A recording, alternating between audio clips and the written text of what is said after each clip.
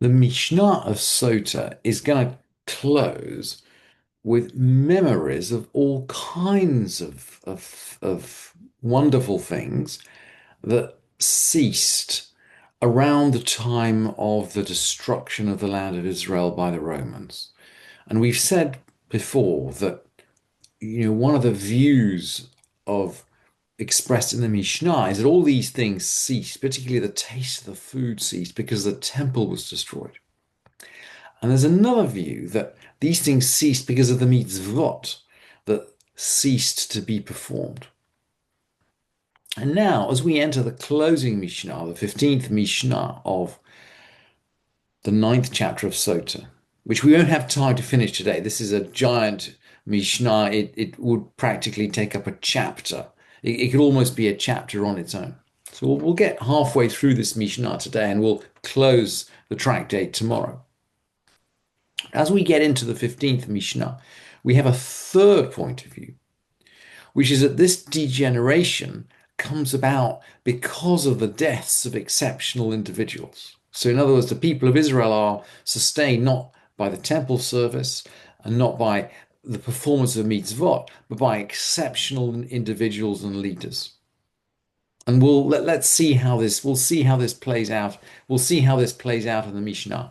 And by the way, the Mishnah will close with a return to mitzvot. So the Mishnah will close on a more optimistic note and on a more positive note that suggests that we can reclaim these glories. But it begins by associating these glories not with mitzvot and not with the destruction, but with individual people. Mishumeit Rabban Yochanan ben Zakkai Batal Ziv HaChochma. When Rabban Yochanan ben Zakkai died, the splendor of wisdom ceased.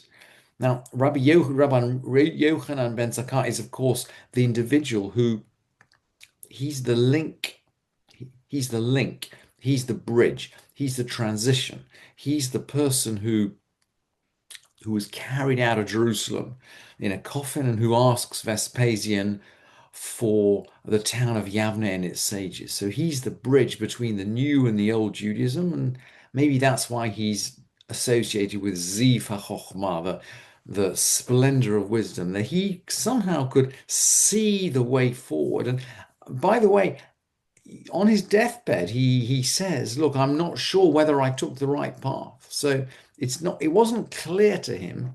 I mean, he did take this path. It wasn't clear in his lifetime whether he had taken the right path. I mean, I think it's clear now, but he's someone who expressed wisdom, but he lived in doubt. Mishumeit Rabban Gamliel Hazaken. Now we're going to jump back a couple of generations when the elder Rabban Gamliel died. So this is Rabban Gamliel who's active actually at the time of Jesus, right? So he's active in the time of Herod. He's there when there is still independent Jewish life in the land. Mishumeit Rabban Gamliel Hazaken Batal Kvot HaTorah Umeita Tahara Uprishut. The honor of the Torah ceased, and purity and separateness perished. I'm not sure why kavod, why the honor of the Torah, kavod HaTorah is ceasing. Perhaps because of his particular characteristics. Prishut, Taharan Prishut, he was said to be an ascetic.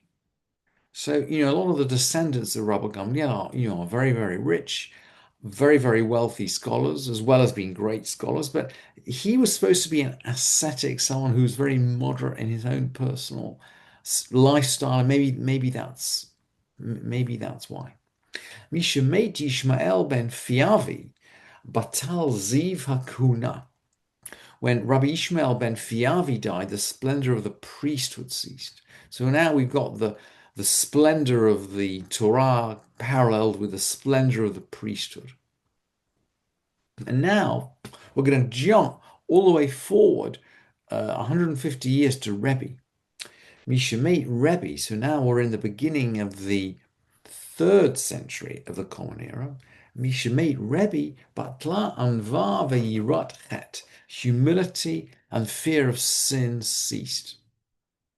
By the way, the order of this Mishnah in our manuscript, in the Kaufman manuscript, is slightly different from the order in the printed manuscript. And you can see we're jumping around a little bit in time. I mean, our manuscript is a reliable manuscript, but why we're jumping around and what the original order of these events was, we're not quite sure. But we're now going to go back. When, if you like, we're now going to jump back into the time of Yochanan ben Zakkai. We're now going to look at the students of Rabban Yochanan ben Zakkai. So maybe the death of Rebbe is in parenthesis here. Let's now go back to the students of Rabbi Yochanan ben Zakkai, Mishemet Rabbi Meir, Batla Moshle Meshalilt. When Rabbi Meir died, the composers of fables passed, ceased. He's someone who used to integrate Midrash and Halacha and Darshanut, and maybe that's why. Mishemet Rabbi Akiva, Batlu Hadorshanim. When Rabbi Akiva died, the expounders ceased. Now, Rabbi Akiva is famous for his drush, right? He's the person that Rabbi Yochanan ben Zakkai is the bridge between Jerusalem and Yavne, and Rabbi Akiva is the bridge between the old and the new. He derives new halacha, but he connects it to the written text via drush. And since Rabbi Akiva, we don't make those drushes anymore. So that makes sense. That makes sense. And he has students.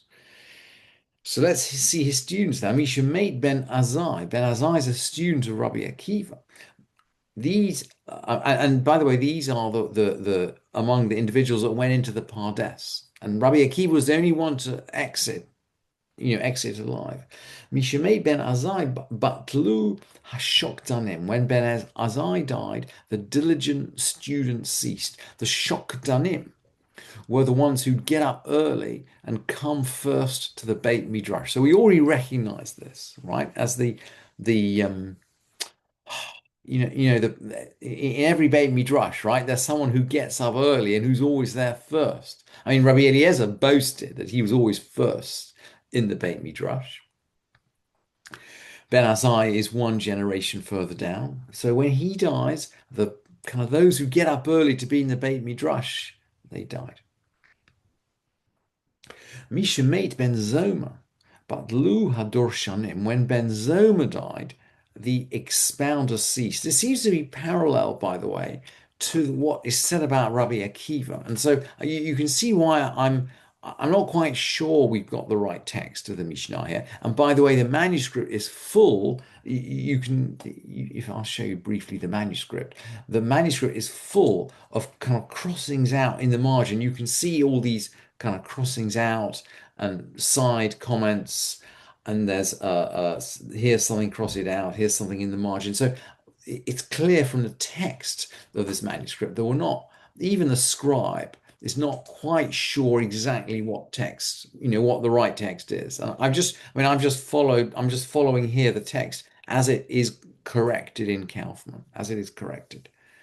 But it doesn't all make sense. Anyway, Ben Zoma. So Ben Zoma is the person who's mentioned in the Haggadah, who says, "Look, I'm now 70 years old." So sorry, Rabbi Elazar says, "I'm now 70 years old, but I'm like 70 years, but I didn't understand why the Exodus should be expounded at night until Ben Zoma explained it." So he's a famous expounder. He's a famous expounder. And now we're going to go back to Rabbi Akiva. Mishemet Rabbi Akiva, Batal Kvod HaTorah. The glory of the Torah ceased. Just as we said earlier about Rabban Gamliel Hazaken. Mishemet Rabban Gamliel Hazaken, Batal Kvod HaTorah. So which way round the text should be, we're not quite sure, because we've already mentioned Rabbi Akiva as a darshan, and we think that is probably his key characteristic. Let's keep going. Mishemet Rabbi Yehoshua. So now we're again with a generation of Rabbi Akiva. Mishemet Rabbi Yehoshua, Batla Tova min ha'olam. Goodness ceased from the world. Mishamate Rabban Shimon ben Gamliel. Rabban Shimon Gamliel, this is probably, I'm not sure whether this is Shimon ben Gamliel. There are two Shimon ben Gamliels. There's one elder one, the son of Rabban Gamliel Hazaken, and there's one younger one, the son of Rabban Gamliel of Yavne. So I'm not sure which one this is actually. Mishamate Rabban Shimon ben Gamliel, Ba Govai Vitzarot. When he died, locusts came. Govai are locusts, Vitzarot. All these things came. You can see that we got physical degeneration here now, as well as a moral or intellectual degeneration. Misha made Rabbi Elazar ben Azariah Pascal Osher mina Chachamim. So when Rabbi Elazar ben Azariah died, the sages ceased to be wealthy. So we got a progression from intellectual degradation to financial or physical degradation. And then we're going to close on Rabbi Katan Ton Mishan mate Rabbi Yossi Katan Tan. When Rabbi Yossi Katan Tan died, Pasku HaChasidim. When Rabbi Yossi Katan Tan died, the pious men ceased. Vilamani Krash Mor Katan Tan. And why was his name called Katan Tan? Shehaya Katanan Shel Hasidim. He was the smallest of the pious men. I think we'll finish this Mishnah tomorrow, but we'll just stop it at this point. We've gone from intellectual to physical to, if you like, spiritual degradation that the Hasidim are, Pasku Hasidim. The Hasidim are no longer in the land.